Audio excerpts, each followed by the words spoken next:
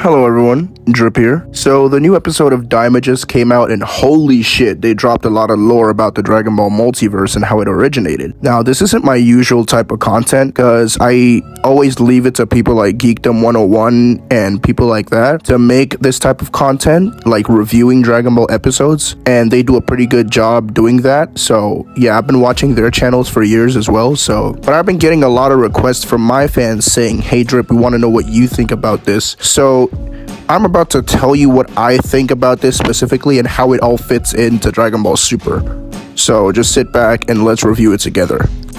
では簡単に大昔その時代の良き大魔王は魔界を広げようとライムスというものすごい能力を持つ超魔人に命じて宇宙を作らせました。 So right off the bat, we're introduced to a supreme demon king that wanted to expand the demon realm, so he ordered the Majin Rymus to create the universe. So what this means is that the demon realm actually existed way before even the universe existed. Now, interestingly, when they use the word universe in this case, they may not be referring to just Universe 7, but the entire multiverse, as in most cases when they use the word universe, they are referring to all of creation rather than just a singular portion of creation, which in this case is Universe 7. So I think they're using the word universe, synonymously for the word multiverse in this case. So this Majin Rymus is actually the creator of the multiverse, which is very, very interesting and amazing lore to know about.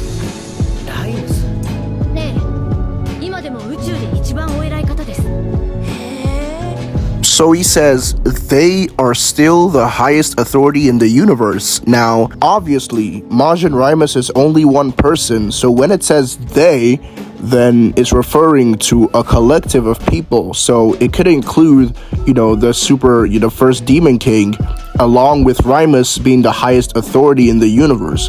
Now, does this mean that he's stronger than Zeno? No, it doesn't, because Zeno was specifically stated to be the most powerful being in the multiverse. The most powerful, specifically stated by Whis, that, Grand Zeno is the most powerful being in the multiverse. He can annihilate anything in existence, regardless of its scale or complexity. So, yeah, I don't think Majin Rymus is more powerful than Zeno. I don't think the first Demon King is more powerful than Zeno.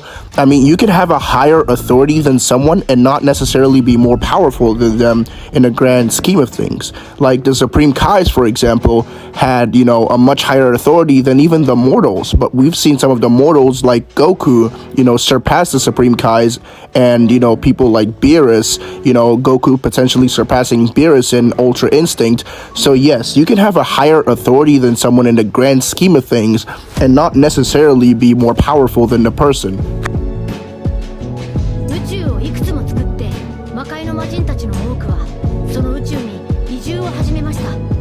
Well, I'm definitely a bit happy that they continued with the galaxy type, designs when referring to the universes or the macrocosm bubbles. So there is some consistency there, although they didn't put it in a bubble, but you can kind of see, the idea that they're trying to give, that those are in fact universes and not just galaxies.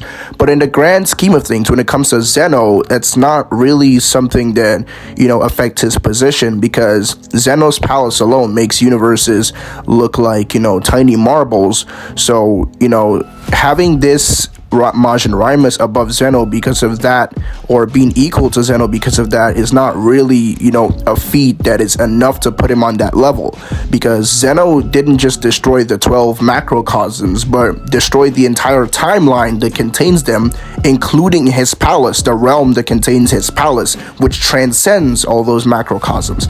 So even his power even reaching the Zamasu that was in the other timeline. So yeah, that's, creating universes is not a feat that should put you on the level of Zeno whatsoever. So we haven't really seen any feats from Majin Rymus or any of these other people to compare him to Zeno whatsoever. Now, if you watch this live video that I streamed about a month ago, I explained how Beats World ties into the Dragon Ball cosmology and how it potentially gets the Dragon Ball cosmology to like high outer. So people like Goku and the gang, right? If you watch this canonicity video explaining how, you know, the games and movies are canon to Dragon Ball Super and how all the feats are canon as well, have been able to affect these realms that are much higher than the Dragon Ball cosmology, like the base cosmology, the base multiverse, have been able to affect realms that are beyond infinite amount of, you know, outerversal timelines, infinite amount of, you know, multiverses, and realms that transcend that, like Beats World, the Charisma World, you know, fictional Japan, true Japan,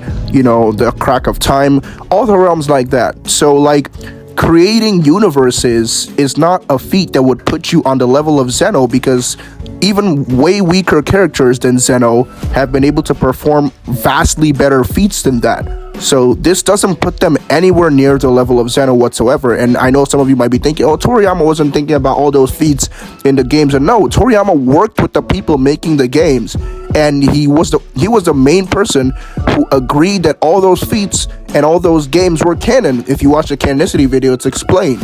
Toriyama does not believe the games are non-canon. Y'all are the one making that shit up. So based on feats alone, this Super Majin Rymus is not even anywhere close to Zeno. Matter of fact, not even anywhere close to Goku, because sure, you created like what, 18 universes? Battle of Gods Goku could already at least destroy one of these universes, and he's gotten millions of times stronger since then. So yeah, there isn't really any feat that puts him on the level of even Goku, much less Zeno. So unless there's a direct statement in Dragon Ball Daima that says, oh, this guy is just as powerful as the Omni King or something of the sort, then he's not really anywhere, you know, near those levels, and he's just like a really, you know, high authority person, much like a Supreme Kai, who can still be weaker than the mortals, just like how Goku is stronger than Supreme Kai, has been stronger than Supreme Kai for years on end, and even stronger than Beerus in recent, you know, chapters. So yeah, that doesn't really mean he's like the most powerful being in the multiverse or some, you know, theories that all these fans are just spreading around. Like, no, this isn't the case whatsoever. Don't use those arguments, don't spread them. Yeah, sure, he kind of looks like Zeno, he kind of has Zeno's design a bit, but like he's just not, you know, on the level of Zeno. Like, no, he's not. Please stop spreading that argument. そこでライムス様は我々グリンド人の中から何人かを選び、宇宙の監視員として各宇宙に海洋神として派遣したのです。 So as you can see, they show the other Supreme Kais from the other universes, such as Gowasu from Universe 10. So it's obvious that those galaxy designs were not actually galaxies, but actually universes being created potentially in the neutral zone, because we know the neutral zone itself actually looks like a universe, but it's actually bigger than all 12 of the macrocosms, which in of themselves have, you know, galaxy-like designs in a bubble. So yes, those are actually universes and not galaxies. It's just a design, you know. You can't animate an infinite universe. You gotta draw it somehow, and drawing it like a galaxy makes it look more aesthetically appealing. And remember, even in Fusion Reborn, you know, they draw the entire macrocosm as a galaxy as well when Gogeta's energy, you know, lights up the macrocosm. So it's not a new thing in Dragon Ball for the macrocosm to be drawn, you know, as a galaxy, right? So take note of that. So we know by Daizenshuu that the, you know, living world is made up of the universe and the demon realm, right? But we learn by Dragon Ball Daima that, you know, they wanted to expand the demon realm, which is why the universes were created. So possibly this hints that the universes were created with, you know, their own demon realms that are like, you know, an expansion of the true demon realm where everything originated from. So I think that's the explanation that makes the most sense and wouldn't, you know, let us use too much headcanon. But so far, this is all the information we have and all the logical assumptions we can come up with based on the evidence that we've been given in prior, you know, sagas and episodes. But, you know, more episodes of Daima could come out later and, you know, retcon a bunch of things. But yeah, based on the information we have, this is, you know, the conclusions we should come to. So yeah, that's basically it. So if you enjoyed today's video, make sure to like and subscribe. And those videos I recommended you watch, the canonicity video and the live stream I made. Watch that so you can understand the canonicity of Dragon Ball and how, the games and movies ties in and how those explain all the lore and everything like that. So if you're new to the channel, make sure to like and subscribe because we always do Dragon Ball content here. Alright guys, peace out.